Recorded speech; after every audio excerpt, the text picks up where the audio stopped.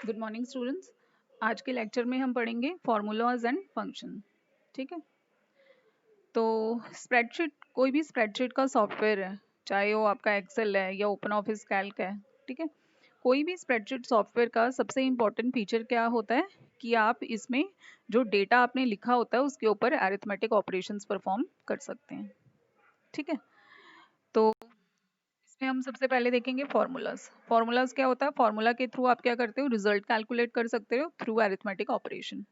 जैसे आपके पास आपके एक्सेल में बहुत सारे कॉलम है, उसमें बहुत सारा डेटा है, तो अगर आप एक कॉलम की सारे वैल्यूज को ऐड करके उसका सम देखना चाहते हो, ठीक है, तो समरी टोटल निकालना चाहते हो, तो ऐसी बहुत सारी चीजें आप फॉर्मूलाज के थ्रू कर सकते हो। So formulas are use to calculate result through arithmetic operations. ठीक है, अब एक्सेल जो ओपन ऑफिस कैल्क है उसमें फॉर्मूला किसके साथ शुरू होता है? इक्वल टू साइन के साथ शुरू होता है। अगर आप ये इक्वल टू साइन फॉर्मूला के आगे नहीं लिखोगे तो ओपन ऑफिस कैल्क इसे नॉर्मल टेक्स्ट की तरह ही कंसिडर करेगा और उसके ऊपर कोई कैलकुलेशन परफॉर्म नहीं करता है।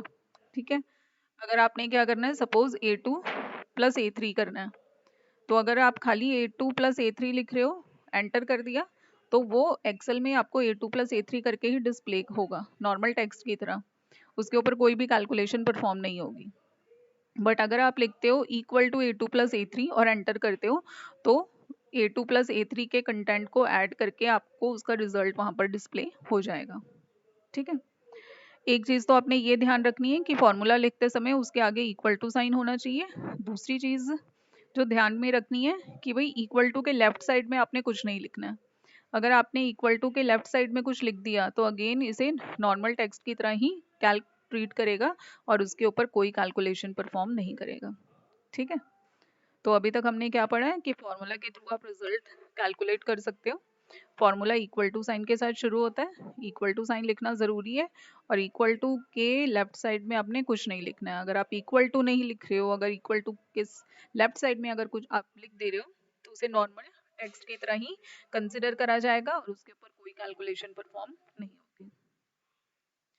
नेक्स्ट यहाँ लिखा है कि फॉर्मूला में क्या क्या चीजें हो सकती हैं।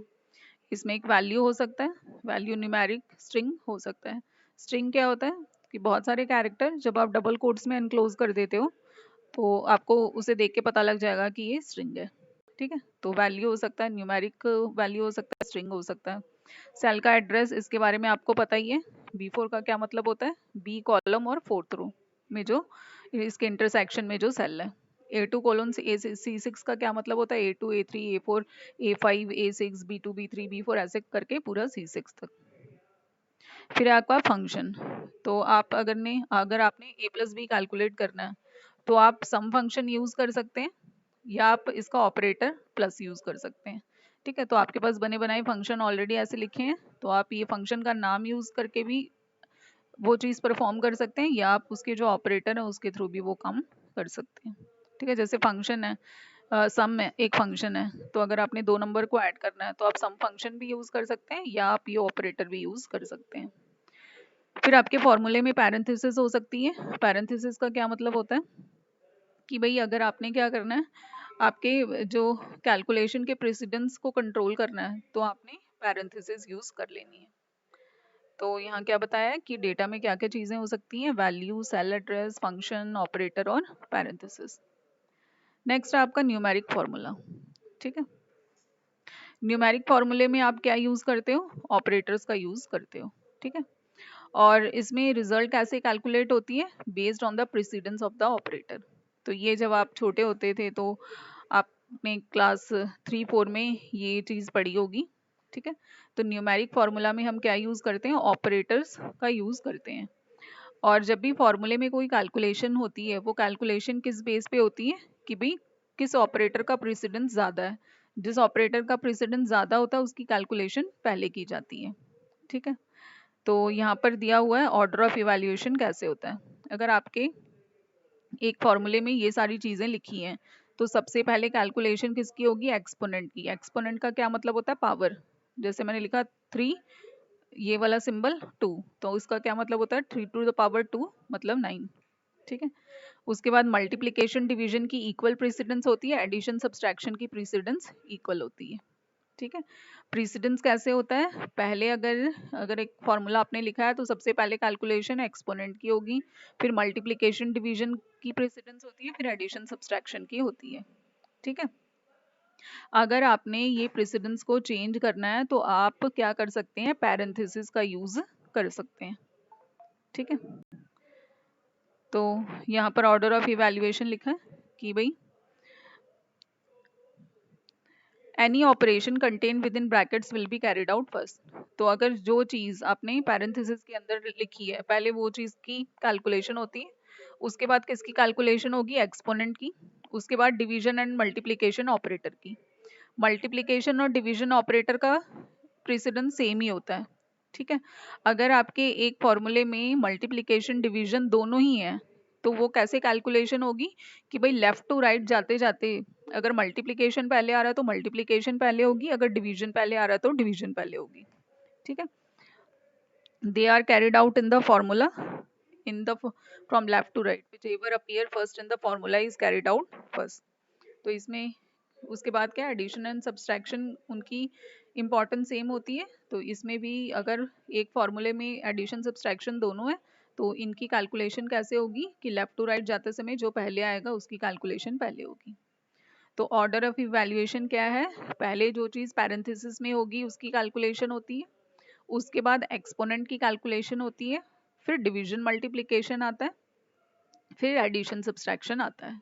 डिवीजन मल्टीप्लिकेशन एडिशन सब्सट्रैक्शन दोनों की प्रेसिडेंस सेम है, तो अगर एक फॉर्मूले में आपका मल्टीप्लिकेशन डिवीजन दोनों आ गया तो आप किसको पहले कैलकुलेट करोगे, लेफ्ट टू राइट जाते जाते जो पहले आएगा उसकी कैलकुलेशन आपने पहले करनी है। ठीक है। तो नेक्स्ट यहाँ पर आपको कुछ एग्जांपल्स दिए हुए हैं, तो ये तो आप कर ही लोगे। इसमें क्या लिखा है 3+7 * 2, तो इसमें क्या है, क्योंकि पैरेंथेसिस के अंदर ये है तो पहले इसकी कैलकुलेशन होगी। ठीक है। और ये इनटू है, सॉरी एक्सपोनेंट नहीं, इनटू 2, तो पहले ही इसको पैरेंथेसिस के अंदर वाली चीज की, तो ये 10 हो गया, 10 × 2 20। अब इसमें क्या है, मल्टीप्लिकेशन है एडिशन है, पहले मल्टीप्लिकेशन परफॉर्म होगा फिर एडिशन, तो 4 × 3 12, 12 + 5 17, फिर 3 + 3 एक्सपोनेंट 2। तो इसमें प्लस और एक्सपोनेंट है तो पहले किसकी कैलकुलेशन होगी, एक्सपोनेंट की, तो 3⁻², 9 हो गया, 9 + 3 12 हो गया। ठीक है। अब यहाँ क्या है 5+3*4 - 2, तो पहले मल्टीप्लिकेशन होगा 12, 12 + 5 कितना हो गया 17, 17 - 2 15। तो ऐसे आपकी कैलकुलेशन परफॉर्म होती है। ठीक है। तो इसके बाद आपका है कि जब भी आप फॉर्मूले लिखते हो तो आपके कुछ कॉमन एरर्स आ सकते हैं।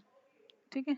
नेक्स्ट आपकी क्या एरर रिजल्ट, तो इसमें क्या आपको बता रहा है कि सपोज आपने कभी कभी क्या होता है कि आपको कुछ एरर्स, आप एक्सेल पे काम कर रहे हो तो आपको ऐसे वाले एरर्स दिखाई दे देते हैं। ठीक है। तो इन एरर का क्या मतलब होता है, sometimes a formula displays an error result rather than a proper value. कभी कभी क्या होता है आपने कोई फॉर्मूला अप्लाई किया तो वो प्रॉपर उसके आउटपुट नहीं दिखा के आपको कोई एरर रिजल्ट दिखा रहा है। ठीक है। तो ये आपको कब होता है कि जब आपने फॉर्मूले में कोई चीज गलत लिखी होती है तब आपको ये एरर आ जाता है। तो कॉमन कौन से एरर हैं, ये हैज है, अगर आपको एक कॉलम में ऐसा दिख रहा है तो इसका क्या मतलब है कि कॉलम की चौड़ाई एनफ नहीं है उस वैल्यू को डिस्प्ले कराने की, तो वो हैश हैश हैश हैश आ जाएगा। हैश div/0 कब आता है कि भाई अगर आप किसी भी सेल के वैल्यू को जीरो के साथ डिवाइड कर रहे हो तो आपको ये एरर आ जाएगा। हैश वैल्यू एरर आपको कब आता है कि जब आप क्या कर रहे हो, इनवैलिड आर्गुमेंट प्रोवाइड करते हो।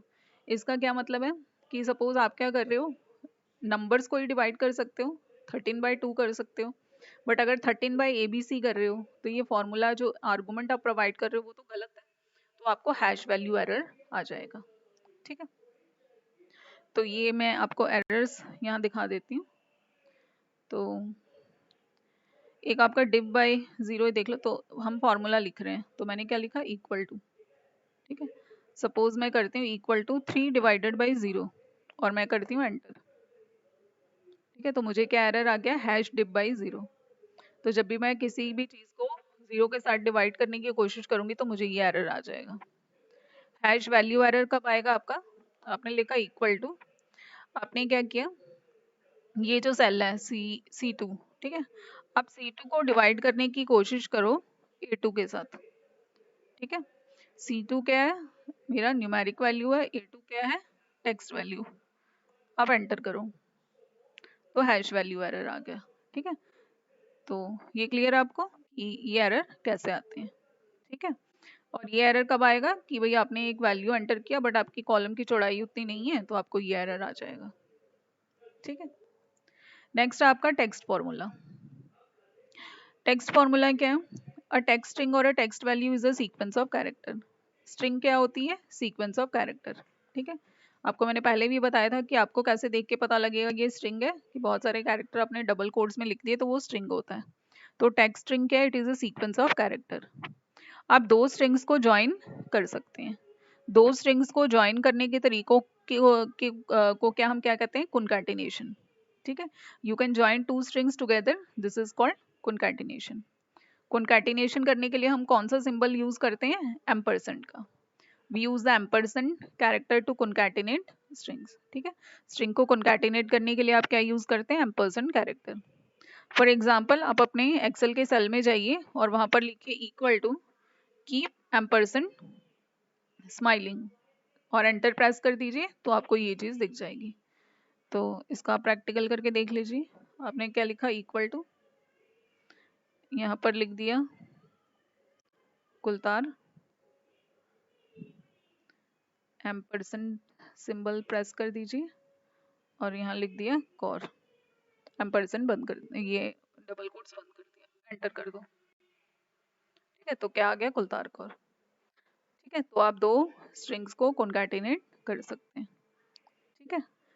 ये क्लियर हो गया। कॉन्कैटिनेशन क्या होता है, it is the process by which you join two strings together.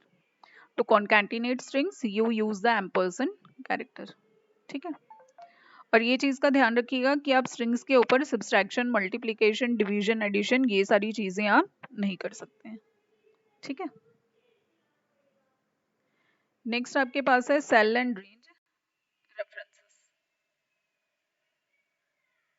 ठीक है। नेक्स्ट आपका क्या टॉपिक है हमारे पास, cell and range references.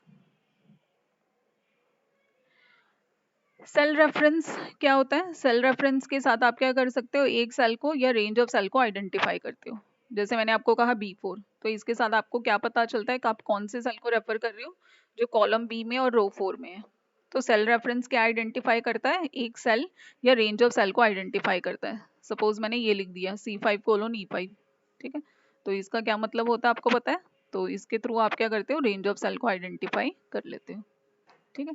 Cell reference के थ्रू आप क्या करते हो, एक सेल को या रेंज ऑफ सेल को आइडेंटिफाई करते हो। वर्कशीट में हर एक सेल का क्या होता है, यूनिक एड्रेस होता है, और वो कैसे फॉर्म होता है, by its intersecting row and column, ठीक है। जब भी आप एक फॉर्मूले में एक सेल के एड्रेस को यूज करते हो उसे हम क्या कहते हैं, सेल रेफरेंसिंग, ठीक है। जब भी एक आप फॉर्मूले में एक सेल के एड्रेस को रेफर कर रहे हो तो उसे हम क्या कहते हैं, सेल रेफरेंसिंग। अब ये चीज मैं आपको बता नहीं रही हूँ क्योंकि ये ऑलरेडी आपको आती है कि भाई किस सेल को हम कैसे रेफर कर सकते हैं, ठीक है। तो हम नेक्स्ट आप पढ़ते हैं कि हम फॉर्मूला एक्सेल में कैसे एंटर कर सकते हैं। ये ऑलरेडी मैंने बताया हुआ है कि ओपन ऑफिस कैल्क में फॉर्मूला कैसे शुरू होता है, इक्वल टू साइन के साथ, ठीक है। फॉर्मूले में क्या क्या चीजें हो सकती है वो भी मैंने आपको बताया हुआ है, ठीक है। Number, text, arithmetic operator, function, parenthesis, ठीक है। और ऑर्डर ऑफ प्रेसिडेंस क्या होता है फॉर्मूले में, वो भी मैं आपको बता चुकी हूँ। तो अब हम क्या करते हैं, एक फॉर्मूला एंटर करने की कोशिश करते हैं। तो आपने क्या करना है, select the cell and enter the formula directly in the cell और on the formula bar. Press the enter key, the cell will show the result of the formula and the formula itself. You can see the formula in the formula bar when selected. तो ये आपको क्या कह रहा है कि आपने अगर सपोज क्या करना है, सपोज ये तीनों की एडिशन करनी है, B2, C2 और D2 की। तो आपने क्या करना है, यहाँ पर लिखना है equal to A2 plus B2 plus C2, उसके बाद क्या कर दो, एंटर कर दो, ठीक है। हमने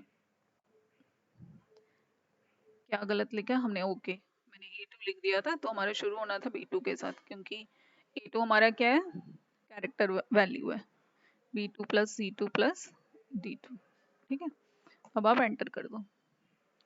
तो ये आपको क्या दिखा दे रहा है, वैल्यूज का, कि भाई इन तीनों को ऐड करने से क्या आएगा। तो जब आप इस सेल पे क्लिक करोगे तो इसका आंसर यहाँ पर दिखेगा और इसका फॉर्मूला आपको फॉर्मूला बार में दिख जाएगा। ठीक है, ये चीज देखिएगा कि आपने अब यहाँ पर इक्वल टू करके इन तीनों की एडिशन कर दी, एंटर कर दिया, तो उसकी रिजल्ट यहाँ डिस्प्ले हो जाएगी और इस पे कौन सा फॉर्मूला आपने लगाया है वो आप फॉर्मूला बार में देख सकते हैं। ठीक है,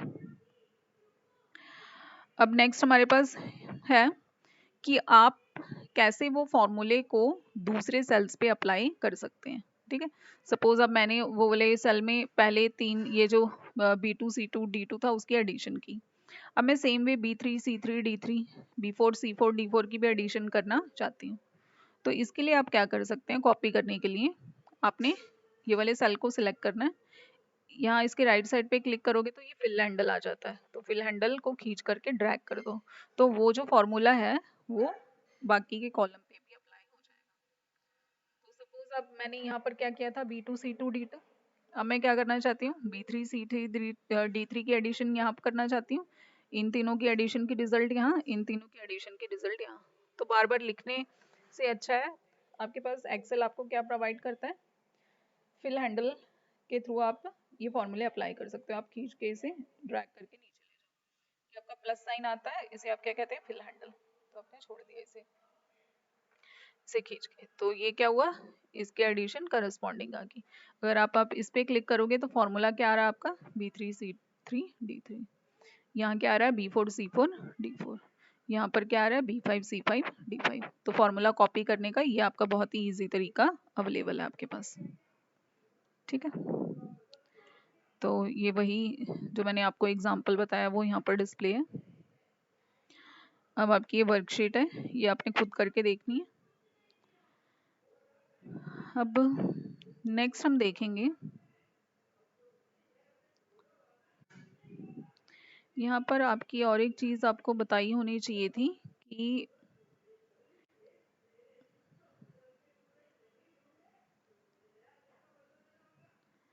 आप जो अभी ये कर रहे हो, ठीक है, सपोज ये शायद नीचे लिखा होगा, मैं अभी आपको बता देती हूँ। अगर आप सपोज ये वैल्यू चेंज कर रहे हो, यहाँ पर आपने क्या कर दिया, 0 कर दिया, तो यहाँ से आपको दोबारा से कुछ करने की ज़रूरत नहीं है, ये ऑटोमेटिकली फॉर्मूला अपडेटेड वैल्यू के साथ नई रिजल्ट यहाँ पर दिखा देगी। अगर अब मैं इस 100 को 0 कर देती हूँ तो आंसर कितना आना चाहिए, 197। तो मैंने क्या करा, यहाँ पर सिंपल इसको 0 कर दिया। ठीक है, इसको 0 कर दिया। ठीक है, तो यहाँ पर देखो मैंने यहाँ फॉर्मूले पे कोई चेंज नहीं किया, ये ऑटोमेटिकली क्या हो गया, 197 हो गया। अगर मैं इसको अब 100 कर देती हूँ, ठीक है, टैप कर दो, तो ये ऑटोमेटिक कैलकुलेशन हो जाती है। तो एक्सेल में ये आपको टेंशन लेने की ज़रूरत नहीं है कि भाई मैंने फार्मूला अप्लाई किया था, कहीं मुझे वहाँ चेंज, आप जो भी डेटा चेंज कर रहे हो वो फार्मूला ऑटोमेटिकली नए वैल्यू को लेके रिजल्ट आपको ऑटोमेटिकली कैलकुलेट करके दे देगा। ठीक है, तो ये आपको खुद करना है, ये आपका होमवर्क है कि आपने ये वाली सारी चीज़ें खुद कर लेनी है। इसके बाद आपका आता है using functions to do calculation. ठीक है, फंक्शंस क्या होते हैं, functions are predefined formulate that perform calculations using specific values called argument. अब फंक्शन होता क्या है, ठीक है, फंक्शन को लिखने का तरीका क्या होता है, इक्वल टू फंक्शन का नाम होगा और पैरेंथेसिस के अंदर उसकी आर्गुमेंट्स होंगी। आर्गुमेंट्स का क्या मतलब होता है, ये फंक्शन आपने किस वैल्यू के ऊपर अप्लाई करना है, और आर्गुमेंट्स को आप सेपरेट कैसे करोगे, सेमीकोलन के थ्रू सेपरेट करोगे। ठीक है, फंक्शंस क्या होते हैं, प्री डिफाइंड पहले से बने बनाए फॉर्मूले होते हैं जिसके थ्रू आप कैलकुलेशंस परफॉर्म कर सकते हो यूजिंग आर्गुमेंट्स। इसका फॉर्मेट क्या होता है, फंक्शन नेम पैरेंथेसिस में arguments and the argument should be separated by semicolon. ठीक है, आर्गुमेंट्स क्या होते हैं, ये वैल्यूज आप फंक्शन को पास करते हो ताकि फंक्शन को है, फंक्शन क्या करेगा, ये इनके ऊपर मैनिपुलेशन या कैलकुलेशन परफॉर्म करके आपको रिजल्ट दे देगा। ठीक है, आर्गुमेंट्स क्या होते हैं, आर्गुमेंट्स वो वैल्यूज होते हैं जो आप फंक्शन को प्रोवाइड करते हो ताकि फंक्शन इनके ऊपर कैलकुलेशन परफॉर्म करके आपको उसकी रिजल्ट प्रोवाइड कर सके। आर्गुमेंट्स क्या क्या हो सकते हैं, कांस्टेंट या वेरिएबल्स हो सकते हैं। ठीक है, तो इसमें हम पहले फंक्शंस में क्या देखेंगे, सम फंक्शन देखेंगे। ठीक है, सम करने का आपको ऑलरेडी आपने तरीका पहले देखा हुआ है कि अगर आपने दो नंबर को सपोज ऐड करना है तो आप डायरेक्टली ऑपरेटर यूज कर सकते हो, equal to A2 plus B2। Same काम हम क्या कर सकते हैं, यूजिंग सम फंक्शन भी परफॉर्म कर सकते हैं, और फॉर्मूला बार में मेरे हमारे पास सम का बटन समेशन होता है, उसके थ्रू भी आप सम कैलकुलेट कर सकते हैं। ठीक है, तो सम कैलकुलेट करने के आपके पास तीन तरीके हैं। आप सीधा ऑपरेटर यूज कर सकते हो, सम फंक्शन यूज कर सकते हो, या फॉर्मूला बार में समेशन का आपके पास बटन है, उसके थ्रू आप कर सकते हो। तो पहले इन्होंने सम फंक्शन के थ्रू बताया, तो अगर अपने सम फंक्शन में क्या पास कराने हैं, आर्गुमेंट को सेमीकोलन के साथ सेपरेट करना है। तो सपोज मैंने यहाँ पर क्या लिख दिया, सपोज मैं सिंपली किसी भी चीज़ की एडिशन कर लेती हूँ। सपोज मैंने 3 नंबर के एडिशन करनी है, तो मैं इक्वल टू सम, सपोज मैंने 2 + 3 + 5 करना है, तो 2 सेमीकोलन 3 सेमीकोलन 5 कर दिया। तो रिजल्ट कितनी आनी चाहिए, 10 आनी चाहिए। एंटर कर दो, 10 आ गई। ठीक है, तो डायरेक्टली आप कांस्टेंट पास करा रहे थे, आप सेल के रेफरेंस भी इसमें पास करा सकते हो। सपोज मैंने लिखा इक्वल टू सम, या मैंने लिखा B2 C2 semicolon D2, enter कर दो। ठीक है, तो 297 आ गया। तो ऐसे भी आप सम कैलकुलेट कर सकते हो। ठीक है, तो यहाँ पर वही लिखा है, सम आप ऐसे कैलकुलेट कर सकते हो। आप क्या कर सकते हो, जो सेल का एड्रेस है वो भी पास करा सकते हो, तो सेम कैलकुलेशन आपकी सम की परफॉर्म हो जाएगी। ठीक है, दूसरा तरीका, और एक तीसरा तरीका क्या है कि आप समेशन बटन के थ्रू भी ये काम कर सकते हैं। ठीक है, तो इसकी थ्योरी हम देख लेते हैं। तो इसके लिए आपने क्या करना है, जिस सेल पे आपने रिजल्ट लेनी है वहां पर क्लिक कर दीजिए। फिर यहाँ पर फॉर्मूला बार में आपके पास समेशन का ऑप्शन होगा, वो मैं आपको दिखा देती हूँ। समेशन का ऑप्शन होगा, आपने उस पर क्लिक कर देना है। ठीक है, तो क्लिक करेगा तो ये ऑटोमेटिकली आपको उसके लेफ्ट के जितने भी कॉलम्स हैं वो सिलेक्ट करके दे देगा। तो अगर आप जिन पर कैलकुलेशन नहीं परफॉर्म करना चाहते हो तो आप उसे एक्सक्लूड कर दो। एक्सक्लूड आप इसको ड्रैग करके भी इधर ला सकते हो, या यहाँ पर आप टाइप करके भी इसके आर्गुमेंट्स को चेंज कर सकते हो। ठीक है, सिलेक्ट द करेक्ट रेंज और टाइप द करेक्ट रेंज। तो या तो आप इसको ड्रैग करके सिलेक्ट रेंज कर सकते हो, या यहाँ पर आप करेक्ट रेंज पास करके भी वैल्यू सही पास करके सम कैलकुलेट कर सकते हो। ठीक है, और उसके बाद आपने एंटर प्रेस कर देना है तो सम अपीयर हो जाएगा। तो इसका हम एक एग्जांपल देख लेते हैं। तो इसके लिए आपने करना है क्या है, यहाँ पर ये देखिए आपका क्या है, समेशन बटन है। तो आपने क्या करना है, समेशन क्लिक कर दिया। ठीक है, तो जब आपने समेशन क्लिक किया, देखो मैंने यहाँ पर कोई ऑटोमेटिकली ये क्या करेगा, ये वैल्यूज को सिलेक्ट कर लेगा। B2 टू E2 को इसने सिलेक्ट कर लिया। तो अगर आप चाहते हो कि नहीं मैंने खाली B2 C2 D2 तक करना है, तो यहाँ पर आप टाइप करके भी इसे चेंज कर सकते हो। तो ये रिजल्ट आ गई। तो आप ड्राइव करके भी सेम काम कर सकते हो। सपोज मैंने समेशन किया,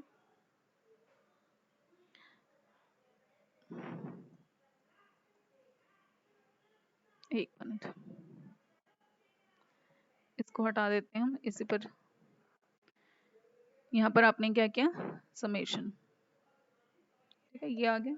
तो या तो आप टाइप करके कर सकते हैं, या इसे आप ड्रैग करके, ठीक है इसको आपने ड्रैग करके इधर कर दिया।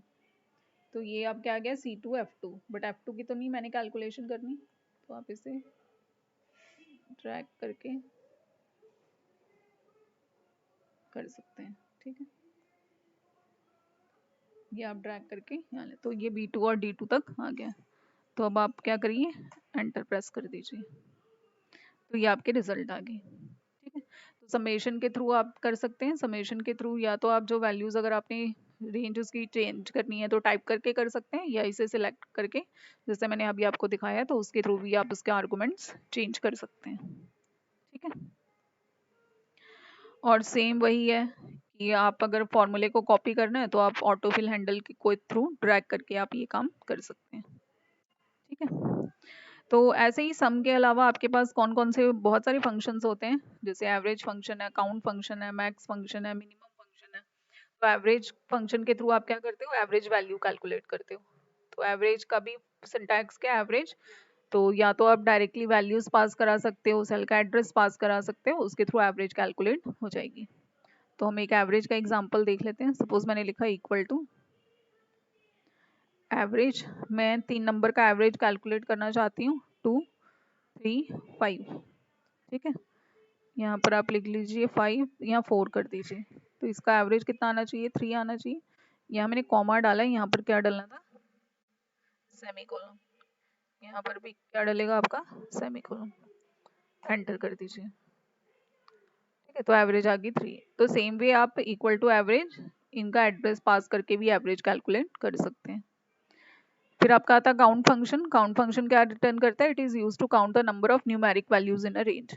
ठीक है, तो काउंट क्या करता है, जितने भी आपके अगर आपने कोई कॉलम सिलेक्ट किया है, ठीक है, आप देखना चाहते हो कि कितना उसका काउंट है। काउंट में नल वैल्यूज कंसिडर नहीं होते हैं, तो ये खाली न्यूमेरिक वैल्यू को ही करेगा। सपोज मैंने क्या किया, अब यहाँ से मैंने 99, यहाँ पर आप सपोज लिखिए इक्वल टू काउंट, आपने रेंज दे दी D2 : आप दे दीजिए D7 तक। ठीक है, और आपने एंटर कर दिया।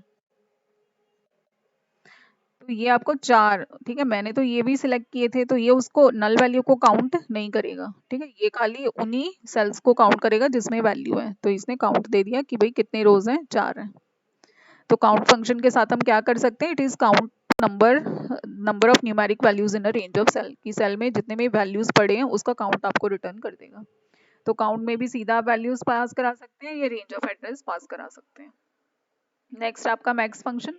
मैक्स फंक्शन के साथ आप क्या कर सकते हैं कि भाई गिवन रेंज ऑफ सेल में सबसे बड़ा नंबर कौन सा, अगर आपने वो फाइंड आउट करना है तो आप मैक्स के थ्रू कैलकुलेट कर सकते हो। अगेन इसका सिंटैक्स वही है कि भाई मैक्स के अंदर आप सीधा वैल्यूज पास करा सकते हो। अगर आपने ये लिखा तो आपकी रिजल्ट क्या आएगी, सबसे बड़ा नंबर क्या है, 134, तो आपको 134 आ जाएगा। या तो आप ऐसे भी एड्रेस पास करा सकते हैं या ऐसे भी पास करा सकते हैं, तो आपका मैक्सिमम ये रिजल्ट दे देगा। सपोज मैंने यहाँ पर लिखा इक्वल टू मैक्स, मैं क्या करना चाहती हूँ, D2 से D5 तक का रेंज का मैक्सिमम नंबर फाइंड आउट करना चाहती हूँ। ठीक है, एंटर कर दिया मैंने, तो क्या रिजल्ट आ जाएगा, 99। ठीक है, तो ये तो सिंपल फंक्शन है कि आप ऐसे कैलकुलेट कर सकते हो। नेक्स्ट आपका मिन फंक्शन। इसके थ्रू आप क्या कर सकते हो, रेंज ऑफ सेल में जो सबसे छोटा वैल्यू हो वो फाइंड आउट कर सकते हो। इसका अगेन सेम सिंटैक्स है, बट आपने खाली फंक्शन का नाम चेंज कर देना है। ठीक है, तो ये आपका कंप्लीट हो गया, आपका फॉर्मूला और फंक्शन। आपके सिलेबस में एक चीज नहीं दी है, बट वो मैं आपको एक बारी दिखा देती हूँ कि फंक्शंस आपके पास बहुत सारे आपको ये प्रोवाइड करता है ओपन ऑफिस कैल्क। ठीक है, इसके लिए आपने क्या करना है, इंसर्ट में जाके आपके पास ऑप्शन है फंक्शन का। ठीक है, तो आपके पास बहुत सारे फंक्शंस एक्सेल आपको provide, open office Calc provide करता है। ठीक है, आप जितना एवरेज, ई साइन, ठीक है, एंड आपके जितने मैथ के फंक्शन होते हैं, स्टैंडर्ड वेरिएंस, ठीक है, जितने भी होते हैं मैथ आपने पढ़ा ही होगा, तो वो सारे फंक्शन इसमें अवेलेबल हैं। तो आप अगर अप्लाई करना चाहते हो तो आप यहाँ से भी सिलेक्ट करके, सपोज मैंने सम कैलकुलेट करना है, ठीक है, तो यहाँ से आप सम को सिलेक्ट करके यहाँ पर नेक्स्ट करके यहाँ पर उसकी रेंज बता सकते हो। ठीक है, मैंने सम सिलेक्ट किया था। ठीक है, बैक चले जाइए, यहाँ सब टोटल आ गया, मैंने सम सिलेक्ट किया था। ठीक है, तो यहाँ पर आप क्या कर सकते हैं, यहाँ पर इसकी रेंज बता दीजिए कि आप कौन कौन से नंबर का सम करना चाहते हो, या आप यहाँ डायरेक्टली रेंज भी डाल सकते हो। सपोज यहाँ मैंने क्या डाल दिया, कोलोन मैंने कर दिया D2 तक। ठीक है, तो रिजल्ट मेरा क्या आ गया, 297। जो यहाँ पर रिजल्ट आया था इन तीनों की कैलकुलेशन करके 297 आया था, तो ये 297 आ गया। ठीक है, तो यहाँ पर मेरा कर्सर था, तो यहाँ पर उसने 297 दिखा दिया। तो आपके पास मैथ के बहुत सारे फंक्शंस अवेलेबल हैं, वो आप कैसे इंसर्ट कर सकते हैं, इंसर्ट फंक्शन के थ्रू कर सकते हैं। ठीक है, so this was all about formula and function. तो अब आपका ये काम है कि आपने जितनी भी इसमें वर्कशीट जो आपको असाइनमेंट दी है वो आपने कंप्लीट करना है। ठीक है, ओके, थैंक यू।